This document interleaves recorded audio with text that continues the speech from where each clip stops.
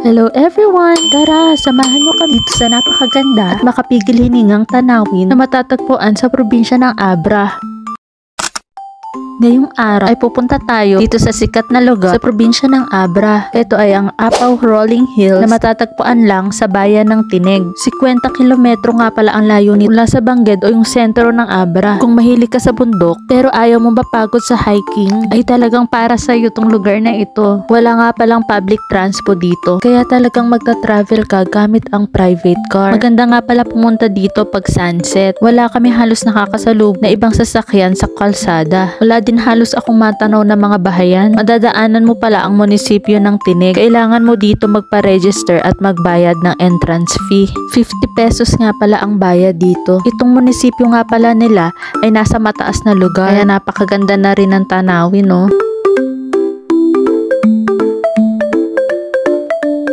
After namin magbayad, ay nagbiyahe pa kami ng ilang kilometro pa. Kaya wag mong kalimutang magbayad sa munisipyo para hindi malayo ang iyong babalikan.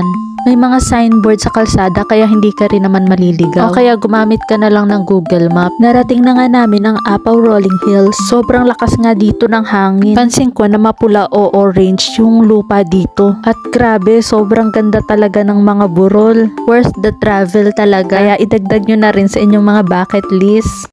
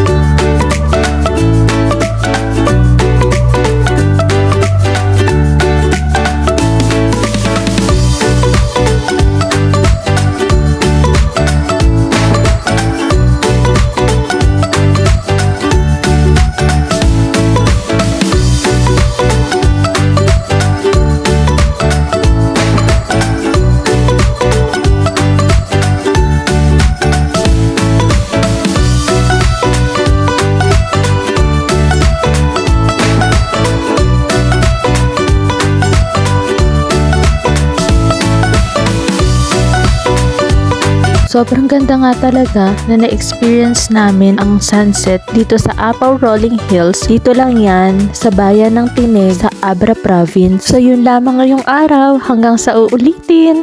Tschüss!